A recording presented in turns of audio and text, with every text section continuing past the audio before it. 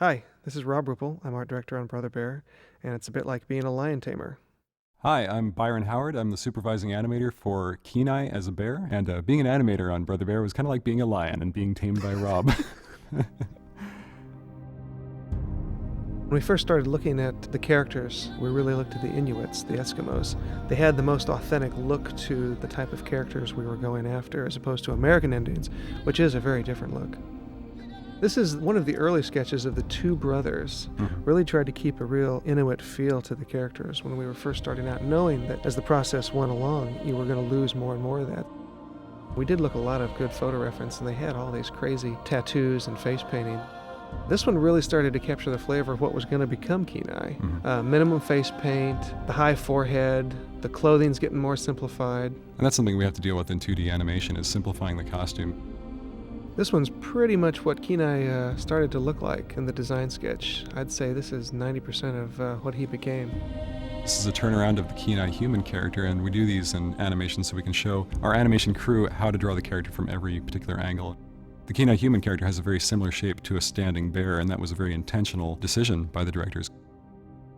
All the animators in the film had these images up on their walls to make sure that we were drawing bears correctly. There's that very distinctive bear posture, shoulders in front, that big hump in the back. The hump is particular to the grizzly species. Other bears don't have that. Oh, he's cute. The mass in this, the dimension and the planes and the mass of the bear in this one was so nice. It has a real sculptural quality to it. And that's one of the nice things about the bears, that they do have this beautiful blousy coat of fur, this huge mane that comes off their muscular neck. This is when Kenai was getting really close to his final form. I had taken this drawing and done my drawings for the maquette. I tried to keep the proportions for the maquette very, very close to this particular drawing and just change the attitude just a little bit. And we try to give the animators and the sculptors as much information as we possibly can when we're putting the characters down on the page, and just making sure they know what every angle of the character is going to look like. Coda? This is Coda when he's a little heavier, which is very cute. This is Coda when he's a little skinnier.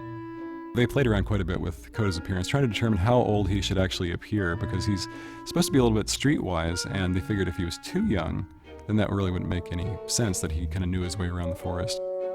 Yeah, you really start to see his attitude coming through, and he's going to be a fun character. He's going to be the one who helps Kenai.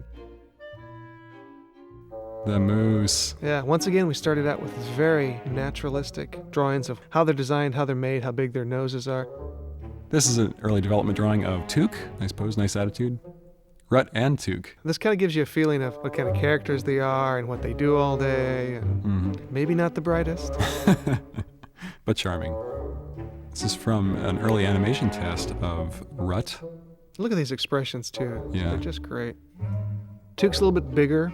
We try to make them look as different as possible while keeping them very believable as moose. Tug's a great character. He's just this huge bear who's twice the size, 3 times the size of any other bear. I love those tiny eyes, and I'm glad we kept that on him. Yeah. It just makes him seem so much more massive to have these tiny little beady eyes. Originally, Brother Bear involved a large bear very much like him called Grizz, and instead of Coda guiding Kenai through the woods, Grizz did. Mabel? Kind of an older bear. She picks up that dandelion, and the little fluffy things come off. Again, keeping that caricatured look. Even down to the little age spots on her. You gotta realize this drawing was done 3 years ago. She hardly evolved in that it stayed really true to the inspirational sketch. I love this drawing. This was one of the first images I saw from the film, and I went, I really cannot wait to work on this movie. We're trying to figure out how the bears were going to ride on the mammoths and kind of use them as taxis. We came up with this great idea of using them as kind of this easy chair on 4 legs. Here we have a size comparison chart which shows each of the characters in relative size to one another so that we know how they'll interact when they're in a scene together. We were lucky enough to actually go to Alaska and see these animals, and for me, more importantly, their environment. When you sit there in front of these animals or in front of these landscapes and have to translate it into drawing, you understand more, you become much more intimate with how they're put together. These are some sketches of doll sheep and moose and some of the flowers that grow up there. This is a photograph of just a stream in Wyoming that we kind of came across and then we all sat down and sketched. This is one of the watercolors that I did, and just really quick, really simplified. This is Moran Falls in Yellowstone Park. So this is my quick little watercolor. an oil painting version of the same thing. It's very nice. Old Faithful. You can see the similarities, but also, the differences. This is one of the big geyser pots in Yellowstone. It's like being on the moon. That's great. Yeah, isn't Great this? feeling of atmosphere. Look at these great tree shapes. An early drawing of showing the scope and scale that we were after in these landscapes. This is where a wide format film really pays off. Adds a measure of grandeur to the rest of the film.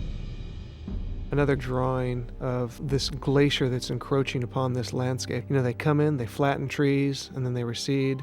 This is another glacier drawing. They're crazy like that. It's like Mars. Yeah. Bizarre. The brothers hunting the caribou. This one captures the layers of atmosphere that we saw up in Alaska. This one's almost sci-fi. Yeah, it's a huge block of ice way in the distance. It's so far in the distance that you think it's a mountain. We want this landscape to be awe-inspiring. Great scale on that. Those are little boats, canoes? Yep, the little kayaks, the brothers kayaking. Yeah. This is a neat early drawing of what it's like when Kenai and Coda are underneath the glacier, and they're hiding from Denahi, and they're looking up. The setting for the bear party when they finally get to the big salmon run. Another early development piece when the brothers were hunting the caribou in the very beginning. Wow, that is a big mammoth. You just can't make a mammoth big enough. One of the ceremonies, Kenai's manhood ceremony. This is when the brothers returned triumphant from the hunt to the village.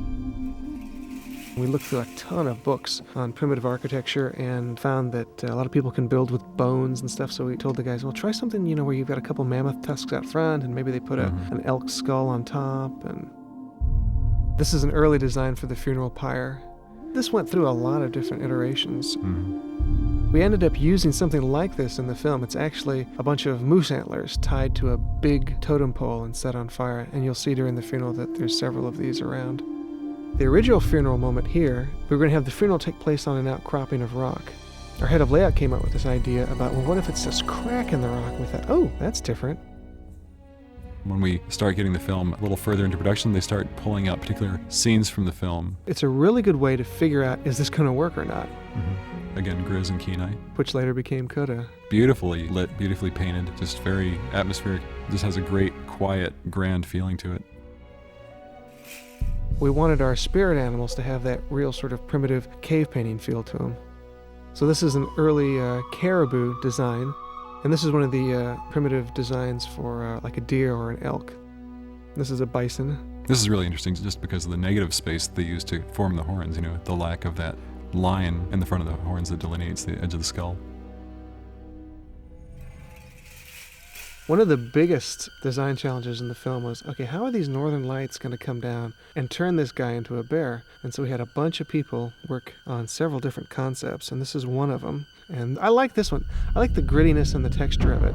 And we've got scenes very similar to this where Kenai is surrounded by these aurora spirit animals as they run all around him. This is where he's approaching the column of light/water. It looks like light, but it behaves like water. This stuff's a little bit closer to what eventually became the transformation sequence. It starts off with all these different groups of animals coming out of the light, and then the wolves come out and circle him. The color palette goes really intense. And this is where the wolves are swirling around him. The next one is the wolves leaving him. At one point, we were going to have the elders start coming through, and these are the great spirit elders. I always like that image with the antlered elders in the head. And at one point, a big bear is going to come out of this sort of field of grass. You see Kenai going up into the sky, and he swirls around, and you see a bear's head shape very briefly, and then he becomes the bear. This is Kenai coming down from after all the transformation, and he's a silhouette, and it's like, well, I'm not sure. What happened to him? What is he? Pretty true to what we have in the film. For the longest time, our ending was the brothers get together every year and wrestle and play around under the northern lights. I still love that image because it was such a quiet little wrap-up, Thank you for letting us share these images with you. Hopefully you gained some insight into what we spend our lives doing and, thought it was kind of cool. And please enjoy the film. Thanks.